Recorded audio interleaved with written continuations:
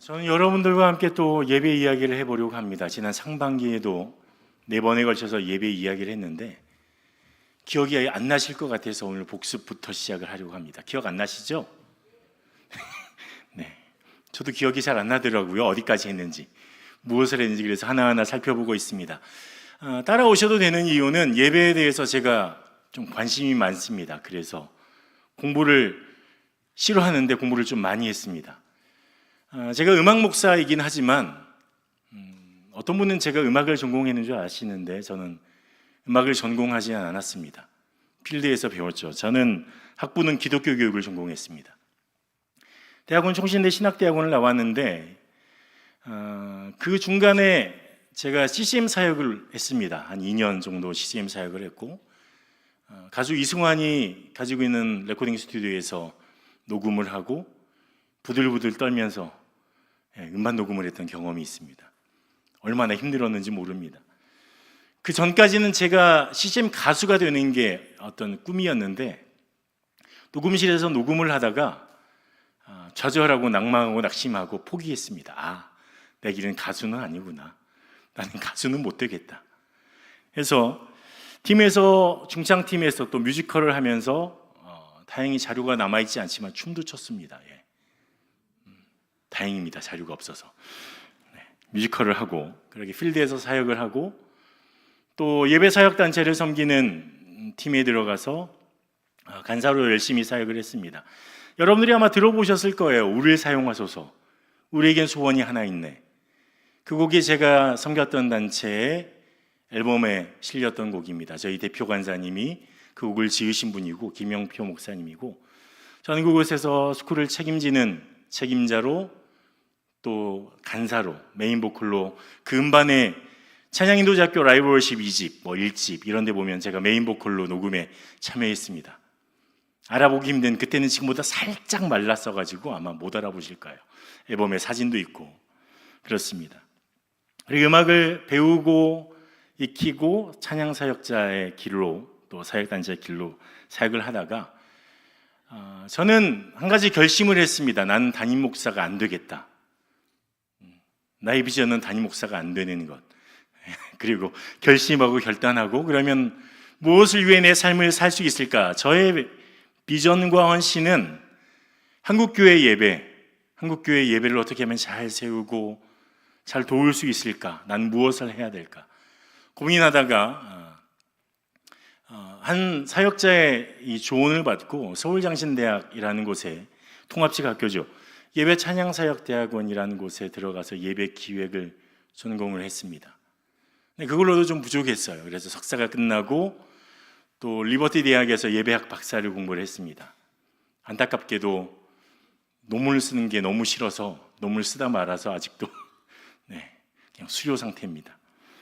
상당히 오랜 기간 동안 가방끈을 매달고 예배를 공부했습니다. 그래서 어떻게 하면 제 비전인 예배를 하나님 앞에 아름답게 예배답게 드릴 수 있을까가 저의 고민이고 그에 대해서 어떻게 하면 이 예배에 대해서 고민하고 또 생각하고 하는 것을 나눌 수 있을까? 이 수요일이 그런 귀한 기회 중에 하나가 되는 것 같습니다. 조금 어려울 수 있지만 좀 따라오셨으면 좋겠고요. 아마 예배학적인 이야기가 나올 텐데 내 수준이 그 정도는 되겠다. 여러분들 아실지도 모르겠지만 어쨌든 저는 이 옆 동네에 있는 한일장신대학의 대학원에서도 한 7년 정도 대학원생들을 가르쳤고 저기 대전에 있는 한남대학에서도 교양 과목으로 가르쳤고 또 그 위에는 백석대학에서도 가르쳤고 어쨌든 교수란 이름으로 때로는 불렸던 대신 이제 일명 대학 강사를 보따리 장사라고 그러거든요. 이제 잘려서 이제 보따리가 없는 상태이긴 하지만 내가 그래도 예배학을 배우는 그 정도의 퀄리티는 되는구나. 집중해서 따라오셨으면 좋겠습니다. 복습을 좀 하자면은 예배에 대해서 우리가 배울 수 있는 데가 어딘가, 예배의 본래적 의미를 찾는 데가 어딘가, 여러 서적을 먼저 뒤지지 마시고요. 가장 중요한 건 성경에서 예배가 무엇인지 먼저 우리는 배워야 합니다. 다른 사람이 이야기를 하는 것 이전에 성경이 하나님에 대해서, 예배에 대해서 무엇이라고 이야기하는지 먼저 우리는 알아야 합니다. 이 이야기를 전에 했었어요. 처음 들으시는 게 아니에요, 여러분. 처음 들으신 것처럼 이렇게 보시면 안 됩니다. 두 번째, 예배는 변화 그리고 성장이라는 과정을 지나왔습니다. 처음 아담이 드렸던 예배와 그의 자손들이 드렸던 예배, 그리고 구약을 지나서 신약을 지나서 우리에게까지 온 예배는 달라요. 언어도 다르고 형식도 다릅니다. 그러면 다르면 틀린 걸까요? 우리가 드린 예배와 다른 교회 예배가 다르고 예배 형식이 다르고 어떤 방법들이 때론 다를 수 있습니다. 하지만 예배는 역사 가운데 똑같이 머물러 있지 않다는 걸 성경이 우리에게 이야기해 줍니다.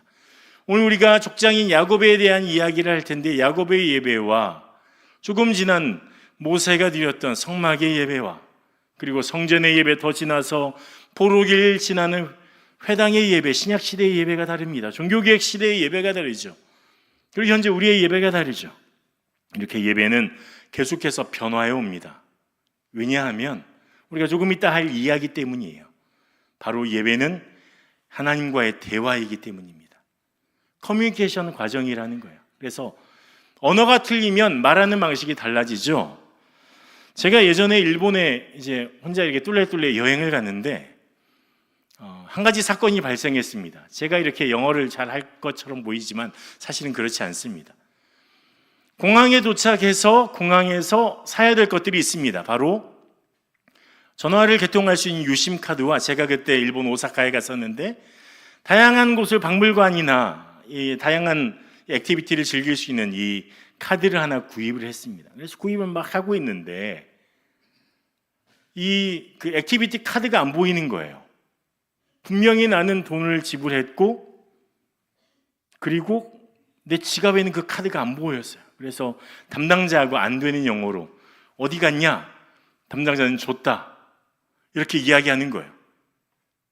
근데 가방을 뒤지고 짐을 다 끄집어내고 그 배낭을 다 뒤집어도 카드가 없어요. 제 지갑에도 없어요. 어디에도 없어요, 이 카드가. 담당자는 분명히 줬대요. 너무 화가 났습니다. 야, 흥분하니까 영어가 잘 되더라고요.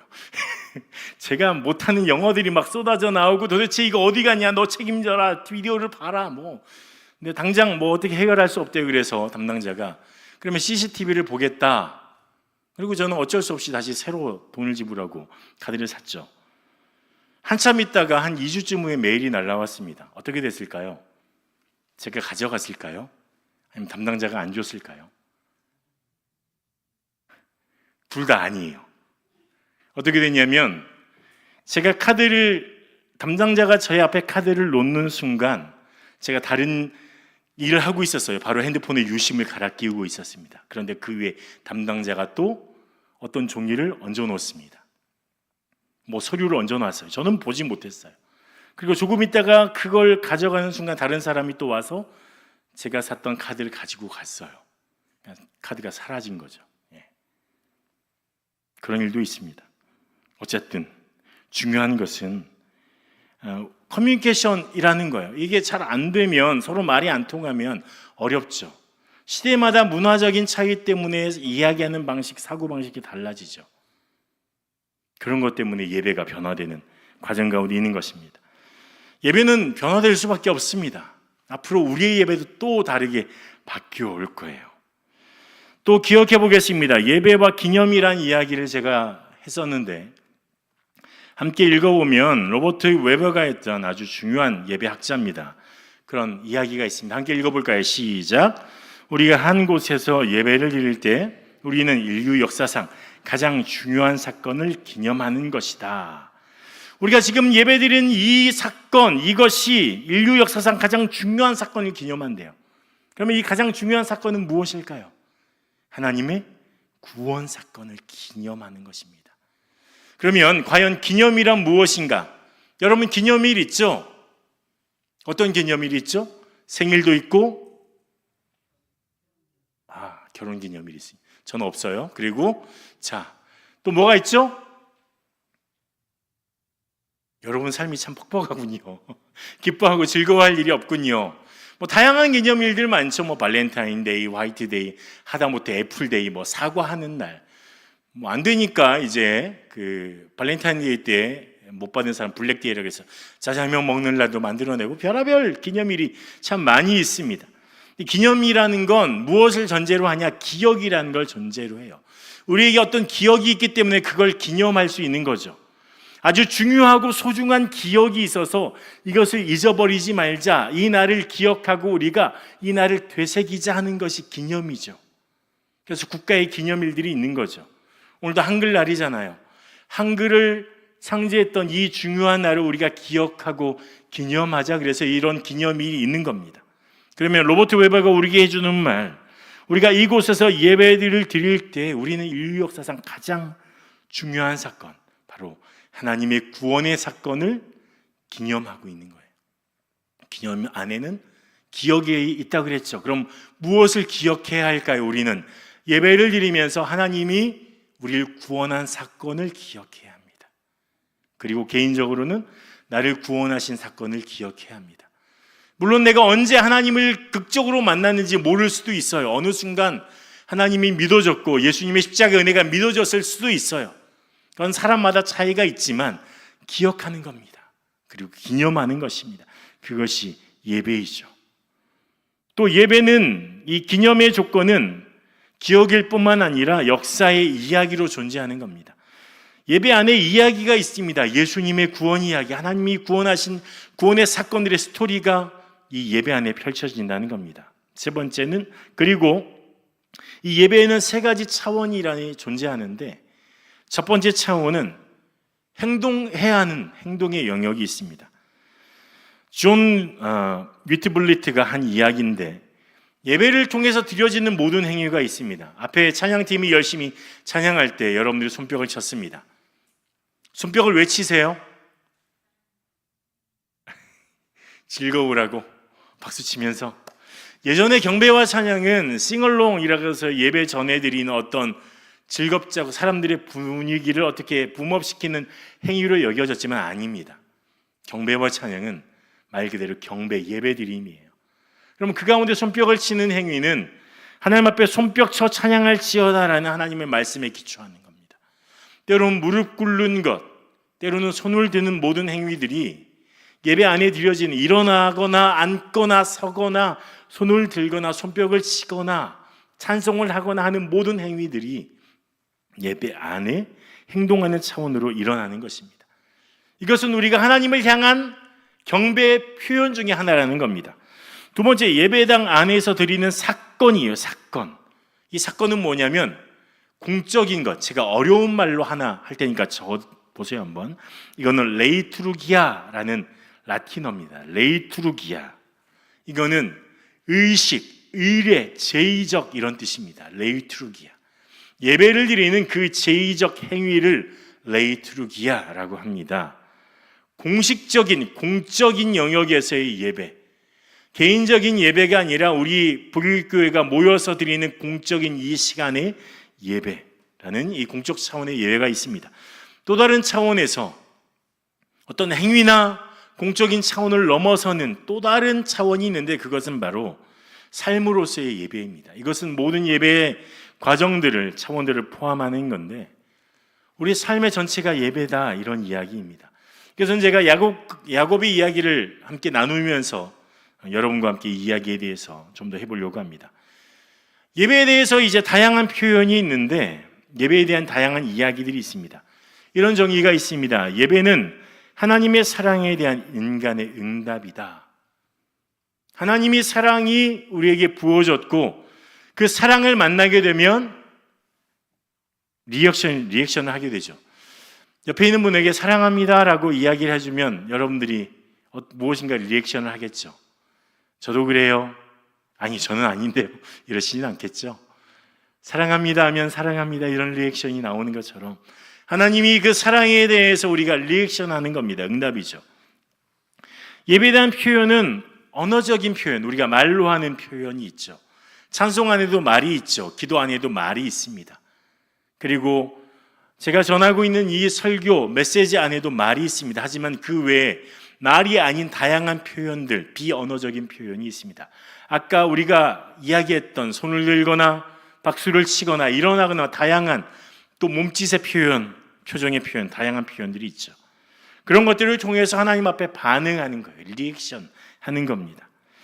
그런데 이 표현은 아주 다릅니다. 사람마다 또 여러 교회들마다 예배 형식이 다른데 제가 한 가지 영상 클립을 가져왔습니다. 미국의 교회에 대한 이야기입니다. 한번 보여주시겠어요? For God so loved the world 백인 교회에 that 대한 he gave his 이야기입니다. only begotten Son. Thank you, God. That whosoever believeth in him, you just have to believe, shall not perish, but have everlasting life. 백인 교회에서는 찬양하며 콜링하고 예배할 때 저렇게 한다는 It's 표현입니다. real simple to the point. Black church I grew up is different. You go to church on Sunday, and then when they preach, it's like serious. Like, put your hands together for Jesus. He's been too good. Hey, yeah. For God so loved the world that He gave His only begotten Son, that whosoever believeth in Him shall not perish, but have everlasting life. Put your hands together for Jesus.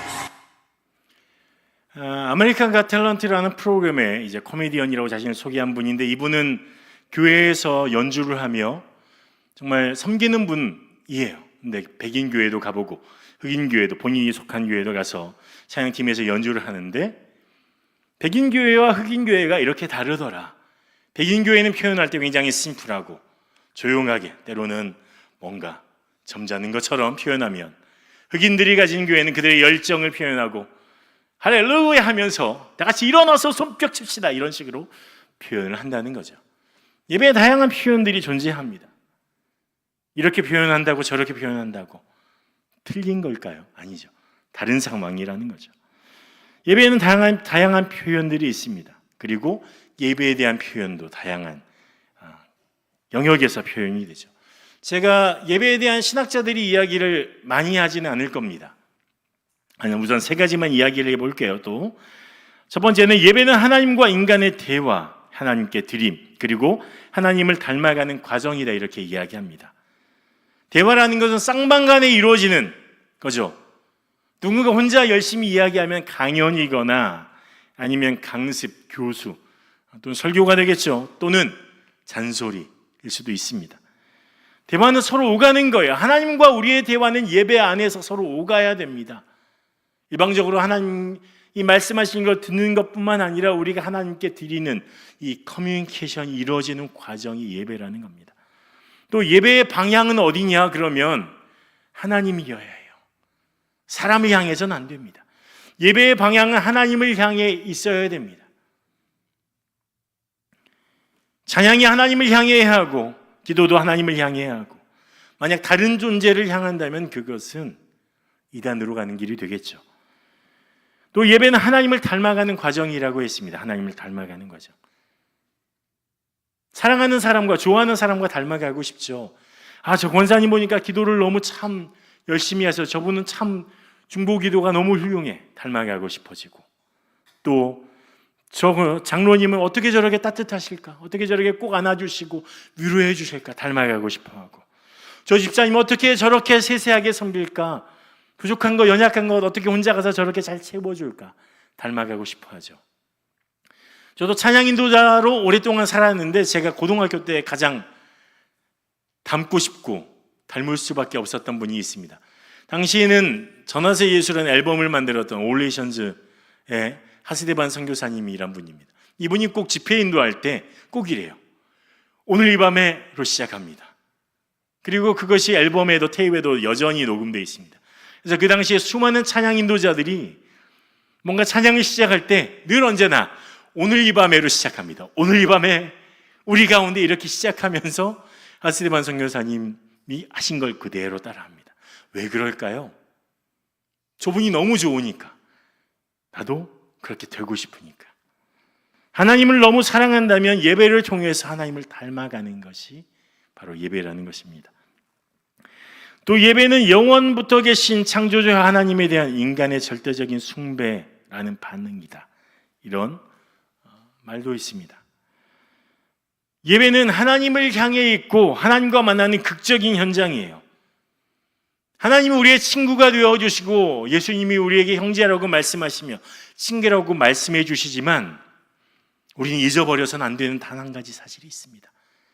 하나님이 온 땅의 창조주이실 뿐만 아니라 온 땅을 다스리는 왕이시라는 사실입니다. 하나님을 너무 가볍게 여겨서는 안 됩니다. 하나님 앞에 나올 때 너무 가벼워서도 안 돼요. 하나님을 바라볼 때 떨림이 있어야 됩니다. 그분의 어미 앞에, 그분의 영광 앞에, 그분의 위대하심 앞에 우리는 때로는 두려워서 떨어야 돼요. 그런 마음들 우리 안에 있어야 됩니다. 오늘도 그냥 예배 가야지, 예배 시간 됐으니까 그냥 걸어가는 게 아니라 나의 왕 되신 하나님을 어떻게 만날까?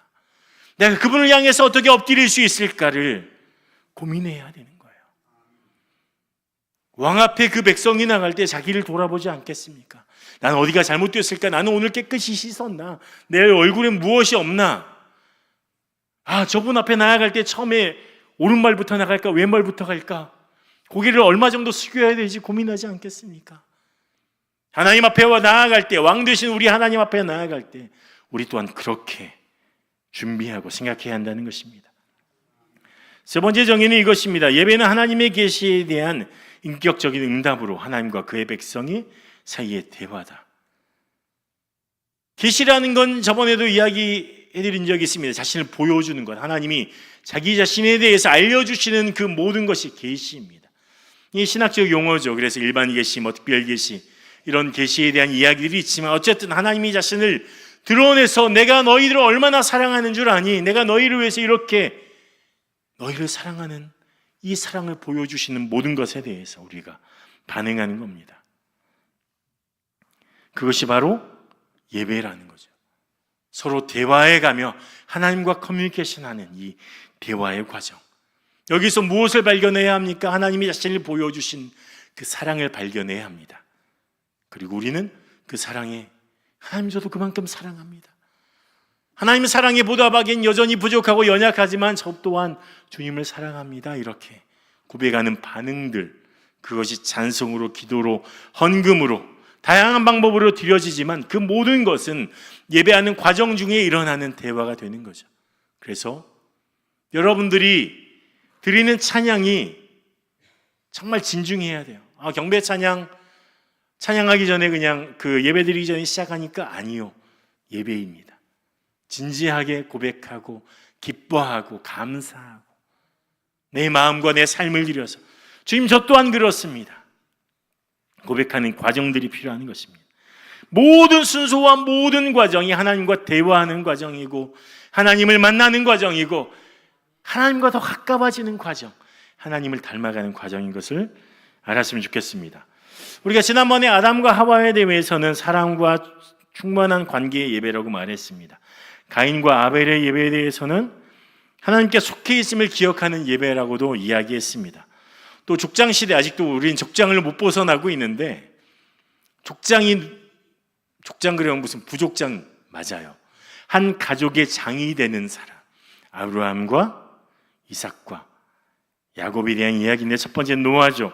하나님과 동행했던 그 예배, 하나님의 그 구원하심, 심판에서 구원하심에 감사하는 예배가 노아에게 있었습니다. 또 아브라함의 예배는 전적으로 하나님을 향한 신뢰의 그 예배, 하나님을 향한 믿음을 가지고 자신의 삶을 드렸던 예배, 이삭의 예배는 끊임없이 인내하며 삶을 믿음으로 채워갔던 예배에 대해서 우리가 들었던 것을 기억이 안 나시면 교회 홈페이지 가면 남아 있습니다. 다시 보세요. 자, 그러면 오늘 야곱이 이야기를 좀 빠르게 해나갈 텐데 너무 감사하게도 지난 금요 성령집회 때 담임 목사님이 야곱의 이야기를 해주셨습니다.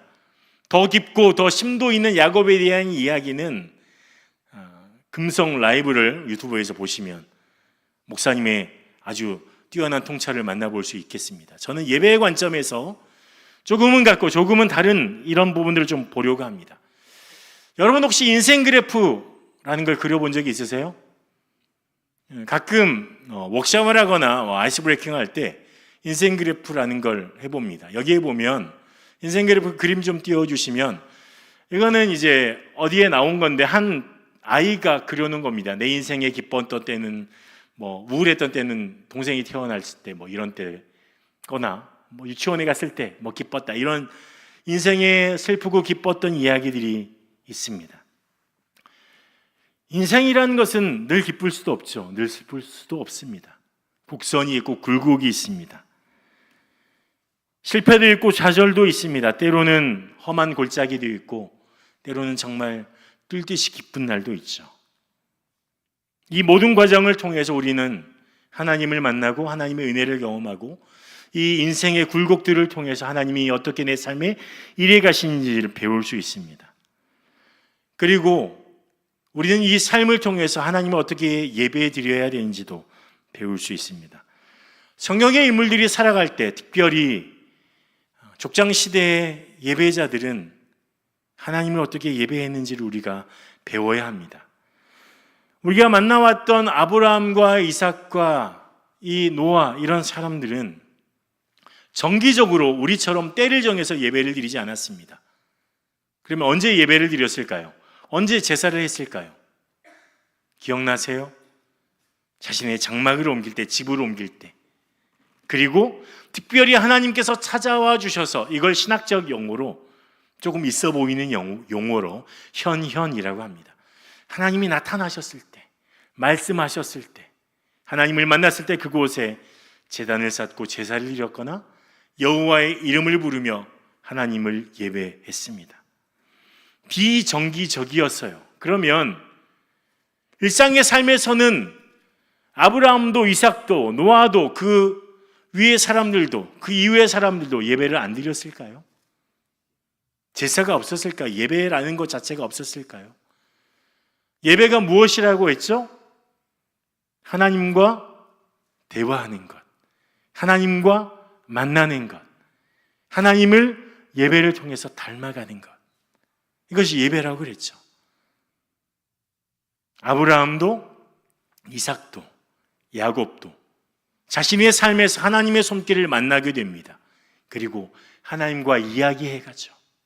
그리고 하나님과 대화해 가면서 하나님을 더 배워가고 하나님을 닮아갑니다. 특별히 야곱이라는 사람은 더 하나님을 많이 닮아야 될 필요가 있는 사람이었습니다. 오늘 야곱의 인생의 전반부만 살짝 살펴볼 텐데, 야곱 어떤 사람이었습니까? 오늘 조금 빨리 가겠습니다. 야곱을 한 문장으로 이 사람의 삶을 정의하자면 투쟁과 갈등으로 가득한 삶이 될 것입니다. 야곱의 인생은 투쟁, 갈등이 가득했습니다. 창세기 25장 22절과 23절을 보면 그 아들들이 그의 태 속에서 서로 싸우는지라 그가 이르되 이럴 경우에는 내가 어찌할꼬 하고 가서 여호와께 묻자온대 여호와께서 그에게 이르시되 두 국민이 내 태중에 있구나 두 민족이 내 복중에서부터 나누리라 이 족속이 저 족속보다 강하겠고 저 큰 자가 어린 자를 섬기리라 하셨더라 말씀하고 있습니다. 야곱은 어머니 뱃속에서부터 형과 싸우고 있습니다. 여기서 주목하는 부분은 야곱이죠. 그리고 뱃속에서 얼마나 싸워대는지 엄마가 견딜 수가 없었어요. 그래서 참을 수가 없어서 어머니 리브가가 하나님께 묻습니다. 이 갈등에 대해서 하나님은 두 민족이 시작될 거라고 말씀하죠. 그리고 뱃속에서 싸우던 두 아이가 드디어 태어났습니다. 근데 태어나는 과정도 범상치 않죠. 창세기 25장 24절 26절을 보면 그 해산은 기한이 찬즉 태에 쌍둥이가 있었는데 먼저 나온 자는 붉고 전신이 토롯 같아서 이름을 에서라 하였고 그 후에 나온 아우는 손으로 에서의 발꿈치를 잡았으므로 그 이름을 야곱이라 하였으며 라고 말하고 있습니다. 야곱이 어떻게 했죠? 발꿈치를 잡았습니까? 저도 쌍둥이입니다. 물론 이제 제가 한 10분 뒤쯤 태어났다 그래요. 저는 이제 섬에서 태어났는데 병원에서 태어나지 못했습니다. 한겨울에 태어났는데 아이가 둘 있는지도 모르셨대요. 그래서 형이 태어나고 나서 한 10분쯤 후가 되자 제가 태어나자 아버지가 아주 깜짝 놀라셨다고 들리는 풍문으로는 뭐 눈물을 흘리셨다는 풍문도 있고 저는 어떻게 태어났는지 기억도 안 납니다. 형의 발꿈치를 잡지는 못했겠죠. 서양에서는 제가 형이겠지만 안타깝게도 제가 한국에서는 동생이더라고요.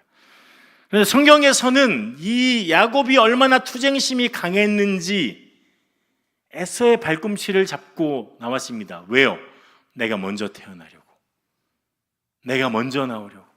태중에서 어머니 뱃속에서 그렇게 싸우던 이 야곱의 투쟁심이 발목까지 잡게 하는 그 정도의 투쟁심이었다는 걸 보여주는 겁니다. 야곱은 그런 인물입니다. 그렇게 태어나서 어떻게 됐습니까? 창세기 25장 27절에 보면 이 아이들이 장성해서 에서는 익숙한 사냥꾼이 되고 그래서 들사람이 됐어요. 들에 돌아다니죠. 야곱은 조용한 사람이어서 장막에 거주했다고 이야기합니다. 에서는 태어날 때 모습처럼 활발한 사람이라서 밖으로 나가 사냥을 하고 있습니다. 능숙한 사냥꾼이 됐습니다. 하지만 야곱은 조용했죠. 그래서 집 안에 있었습니다.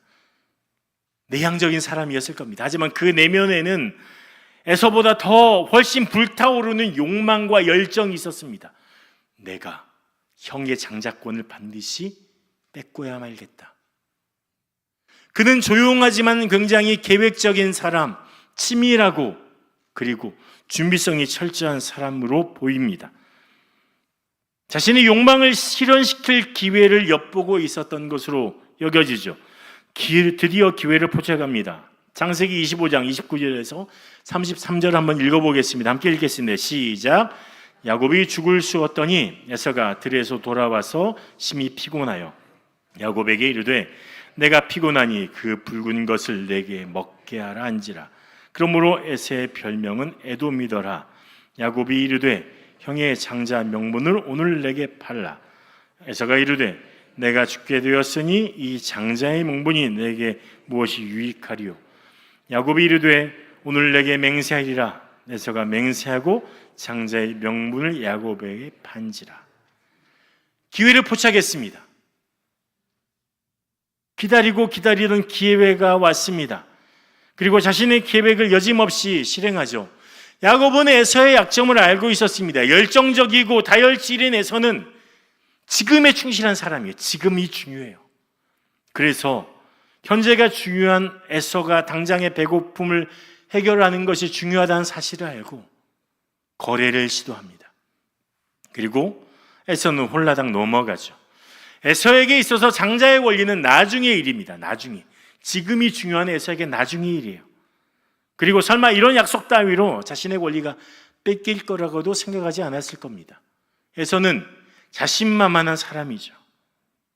하지만 야곱은 달랐습니다. 에서에게 장자의 명분을 살 기회, 뺏을 기회를 엿본 이 야곱은 드디어 이 기회를 포착하고 뺐는데 성공합니다. 그리고 앞으로 일어날 일에 대한 정당성까지 확보합니다. 태어날 때부터 투쟁적이었던 야곱이 드디어 목적을 이루게 됩니다. 여러분은 어떻습니까? 야곱이 호감으로 다가오십니까? 아니면 비호감으로 다가오십니까? 나는 야곱이 좋아. 난 야곱을 닮고 싶어 하시는 분은 조용히 엄지발가락을 들어보세요. 네. 아니죠.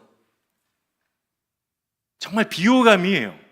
정말 투쟁적이고 하다못해 자신의 욕망을 위해서 가족까지 버리는, 가족까지 속여먹고 그렇게 가족의 분란을 일으키는 일까지 만들어냅니다. 창세기 27장 30절에 보면 야곱이 이삭의 축복을 받습니다. 그리고 마침 그 이후에 바로 에서가 돌아옵니다. 축복을 빼앗았습니다. 그러자 어떻게 됩니까? 에서가 불같이 화가 나죠. 이만큼 가족의 분란을 일으킬 만큼 형의 권리를 빼앗길 만한 이 비호감의 이 야곱에게 하나님이 함께 하신다는 사실입니다. 왜 그럴까요? 이게 사건이 일어났습니다. 그리고 에서가 화가 불처럼 났죠. 창세기 27장 41절을 우리말 성경으로 하면 조금 더 와닿겠습니다. 함께 읽어보겠습니다. 시작. 에서는 자기 아버지가 야곱을 축복한 일로 야곱에게 양심을 품고 혼잣말을 했습니다. 내 아버지를 위해 때가 머지 않았으니 때가 되면 내가 내 동생 야곱을 죽여버릴 테다. 다짐했죠. 아버지가 돌아가실 날이 얼마 남지 않았다. 이제 두고 봐라. 내가 너를 기필코 죽이겠다. 이제 목숨을 부지하려면 야곱은 형에게서 도망쳐야 했습니다. 그래서 창세기 27장 43절에 나오는 것처럼 하란으로 떠나서 어머니 리브가의 오빠가 있는, 오라버니가 있는 라반에게로 피신합니다. 그래서 형을 피해서 먼 길을 떠납니다. 형 에서에게서 자신이 그토록 바람하지 않던 그 장자의 권한을 뺏었는데 지금 야곱의 손에는 아무것도 없습니다. 가진 게 없죠. 오직 가족의 분란이 있을 뿐이고 자신은 도망쳐야 되는 삶이 됐습니다. 그리고 자신은 지금 어디 있습니까? 아무것도 없는 광야에 있습니다. 그런데 이 광야에서 하나님이 이 야곱을 만나 주십니다. 자신의 욕망을 따라 살던 이 야곱에게 그 자신이 바람하지 않던 이 장자의 권한을 빼앗은 이 야곱이 내 손에 쥔 게 아무것도 없다 이렇게 여길 때, 그래서 처량하게 도망가야 할 때, 그때 하나님이 찾아오십니다. 창세기 28장 11절에서 12절입니다. 함께 읽겠습니다. 시작. 한 곳에 이르러는 해가 진지라 거기서 유숙하려고 그곳에 한 돌을 가져다가 베개로 삼고 거기 누워 자더니 꿈에 본즉 사닥다리가 땅 위에 서 있는데 그 꼭대기가 하늘에 닿았고 또 본즉 하나님의 사자들이 그 위에서 오르락 내리락 하고. 야곱은 들짐승을 피할 수도 비를 피할 수도 없는 그런 황량한 광야 길 가운데 돌을 가져다가 베개로 삼을 만한 돌을 베고 자기가 입고 있는 겉옷을 덮고 이렇게 자고 있었습니다. 아무것도 없는 자리에 그때, 그런데 하나님이 찾아와 주셨습니다. 그리고 드디어 깨닫습니다. 여기 하나님이 계시는구나. 내가 아무것도 없을 때, 내가 내 열정을 찾아서 내 욕망을 쫓아갈 때는 하나님이 안 계셨는데, 내가 이 모든 것들을 잃어버렸다고 생각하고 광야에 있을 때 하나님이 찾아와 주셨구나. 하나님이 여기 계시는구나. 창세기 28장 16절에서 17절입니다. 함께 다시 한번 읽어보겠습니다. 야곱이 잠이 깨어 이르되 여호와께서 과연 여기 계시거늘 내가 알지 못하였도다. 이 두려워하여 이르되 두렵도다. 이곳이여 이것은 다름 아닌 하나님의 집이요 이는 하늘의 문이로다 하고, 야곱이 드디어 깨닫게 됩니다. 야곱이 드디어 깨닫습니다. 아무것도 없는 광야에 내가 그토록 주려고 하는 것을 쥐었는데 나는 가진 게 아무것도 없은 이때, 근데 여기에 하나님이 계시는구나. 자신의 목적, 자신의 욕망만 보고 살아가던 이 야곱이 깨닫게 되는 거죠. 아무것도 없을 때 하나님이 찾아와 주시는구나. 내 욕심과 내 욕망이 멈췄을 때, 내 가진 것들을 모두 버리고 아무것도 아닌 것이 됐을 때 하나님이 나를 찾아와 주시는구나. 우리는 이 사실을 깨달아야 합니다. 그리고 야곱은 여기에서 하나님을 만난 것을 기념하여 기억하기 위해서 예배를 드립니다. 베델이자 하죠. 하나님의 집이라 합니다.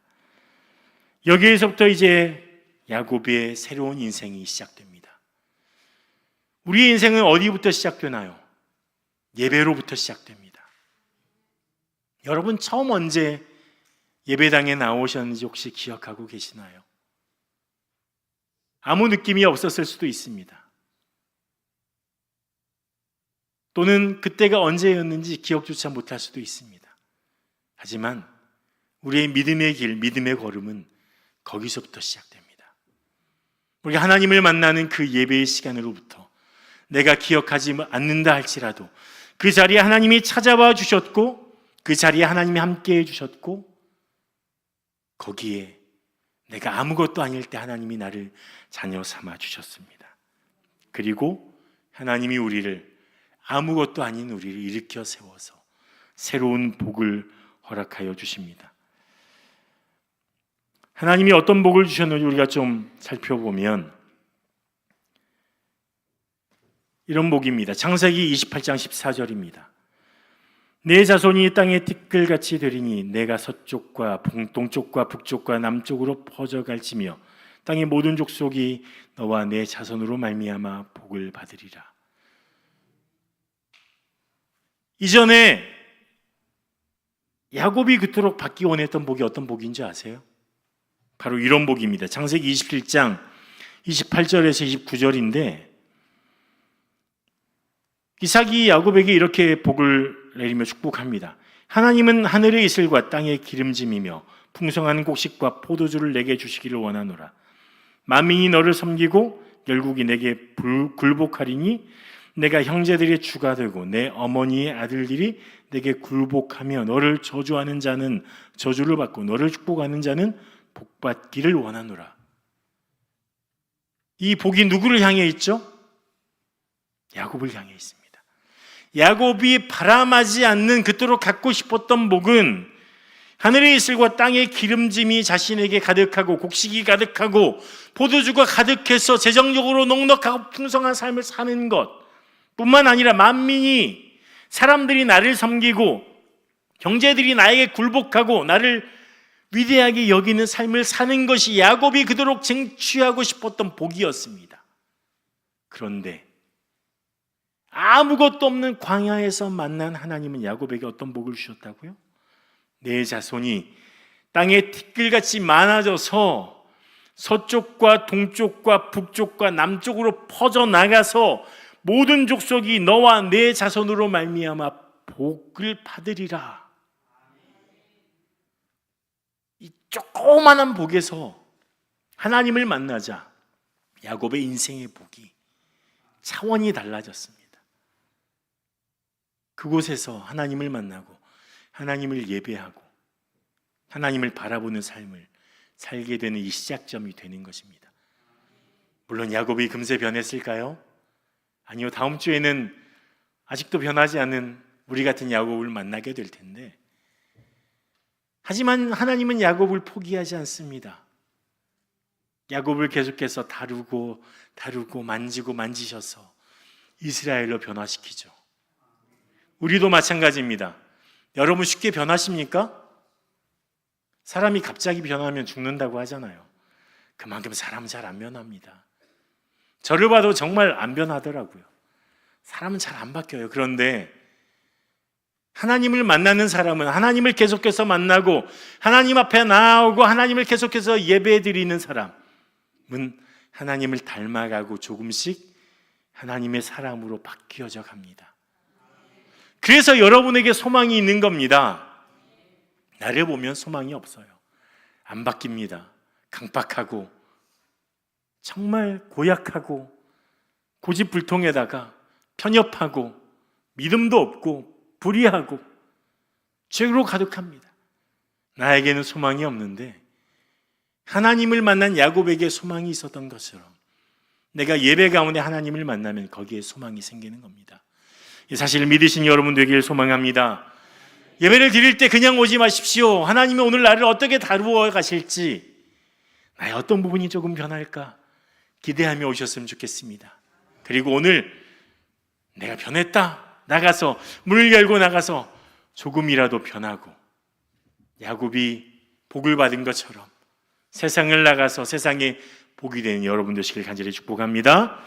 우리 말씀 기억하면서 함께 찬송했으면 좋겠습니다. 찬송가 261장 이 세상의 모든 죄를 함께 찬송하겠습니다.